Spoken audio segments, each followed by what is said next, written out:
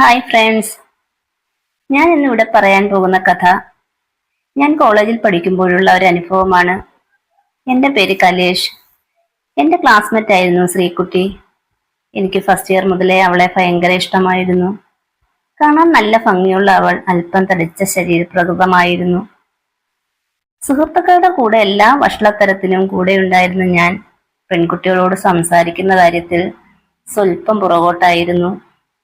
അതുകൊണ്ട് തന്നെ ഞാൻ ശ്രീകുട്ടിയോട് പോലും കോളേജിൽ വളരെ കുറച്ചേ സംസാരിക്കുമായിരുന്നുള്ളൂ. അവൾ എന്നോട് ഒന്നും സംസാരിക്കുവാനായി ഒരുപാട് നാളുകൾ ഞാൻ കാത്തിരുന്നിട്ടുണ്ട്. കൂട്ടുകാർക്കെല്ലാം ലൈനുണ്ട്, പക്ഷേ എനിക്ക് മാത്രം ഇതുവരെ ലൈനൊന്നും സെറ്റായിട്ടില്ലായിരുന്നു.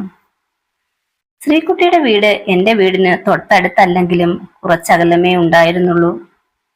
അവളെ ഒന്ന് കാണാൻ ഞാൻ അവളുടെ വീടിന്റെ പരിസരത്ത് കൂടി പോകും. അവളുടെ വീടിനടുത്ത് ഒരു റബ്ബറും തോട്ടമുണ്ട്. അതുകൊണ്ട് അവളുടെ വീടിന് പുറകുവശത്ത് അങ്ങനെ ആരും വരാറില്ലായിരുന്നു. അങ്ങനെ ഞങ്ങളുടെ എക്സാമിന്റെ സ്റ്റഡി ഹോളിഡേയ്സ് തുടങ്ങി. ഒരു ദിവസം അവളെ ഒന്ന് കാണാനുള്ള ആഗ്രഹത്താൽ വീടിന്റെ പരിസരത്ത് കൂടി പോയി. അപ്പോൾ അവളുടെ അച്ഛനും അമ്മയും എവിടെയോ പോകാനുള്ള തയ്യാറെടുപ്പിലാണ്. എന്നാൽ അവൾ കൂടെ പോകുന്നില്ല. ഇത് ഞാൻ ദൂരെ നിന്ന് വീക്ഷിക്കുന്നുണ്ട്.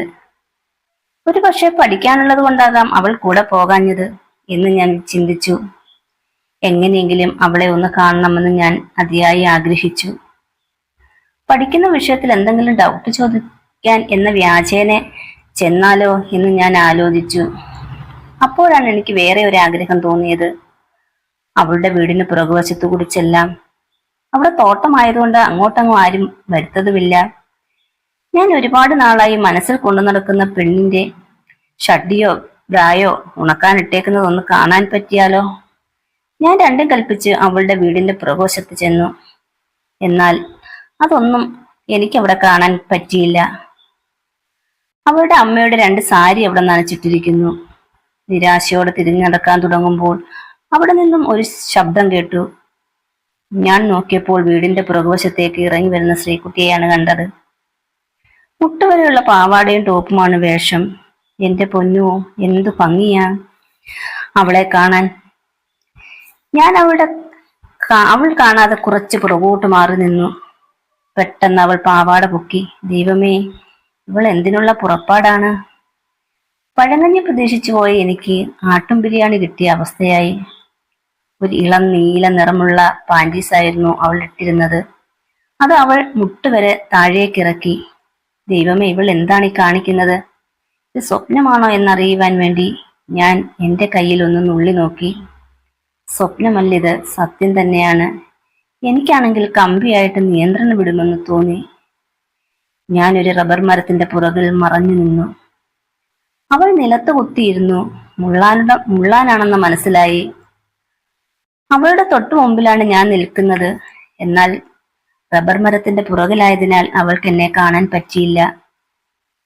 4 വർഷമായി മനസ്സിൽ കൊണ്ടു നടന്ന രൂപമാണിപ്പോൾ ഇങ്ങനെ എന്റെ മുമ്പിൽ കുത്തിയിരിക്കുന്നത്.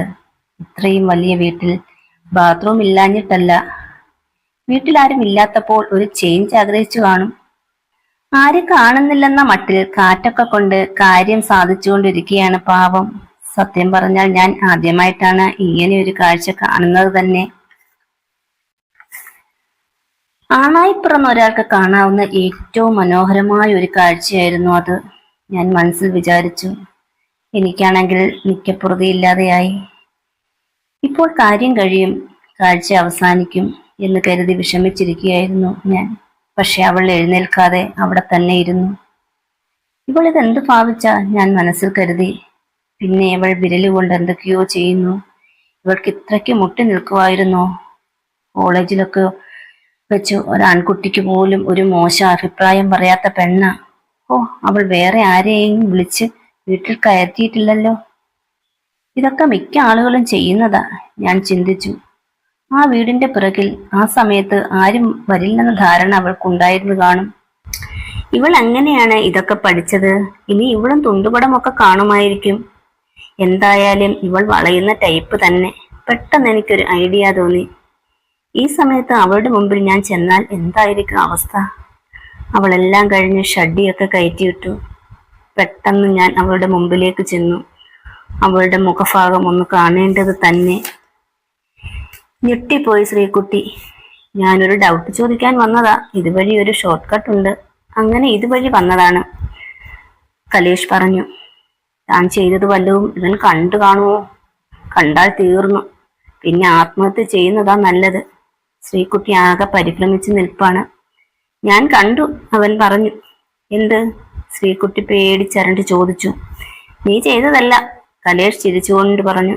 പേടിക്കണ്ട, ഞാൻ ആരോടും പറയില്ല. താങ്ക്സ് ഡാ. അവളുടെ മുഖത്തൊരു ആശ്വാസം കാണാം. പെൺകുട്ടികളോട് സംസാരിക്കാനുള്ള നാണമൊക്കെ എനിക്ക് അപ്പോഴേ മാറിയിരുന്നു. എന്തും എന്നും ഇങ്ങനെയൊക്കെയാണോ? ഞാൻ ചോദിച്ചു. എന്ത്? നീ ഇപ്പോൾ ചെയ്തത്? പോടാ, ഇത് എന്റെ ഒരു കൂട്ടുകാരി എന്നെ പഠിപ്പിച്ചത്. സ്ഥിരമായി ഒന്നും ചെയ്യില്ലടാ, വല്ലപ്പോഴും. ഇന്ന് വീട്ടിൽ ആരും ഇല്ലാതിരുന്നോണ്ട് ഒരു വെറൈറ്റി നോക്കിയതാ. കഷ്ടകാലത്തിന് നീ വന്ന് ചാടി. അവളുടെ മറുപടി കേട്ടപ്പോൾ എനിക്ക് കുറച്ചുകൂടി ധൈര്യം വന്നു. നീ ഇപ്പോൾ പൊയ്ക്കോ, ആരെങ്കിലും വരും. നാളെ കോളേജിൽ വെച്ച് കാണാം. ഞാൻ പോകാം. ഞാൻ പറയുന്ന ഒരേ ഒരു കാര്യം നീ ചെയ്യുമോ പ്ലീസ്? പറ.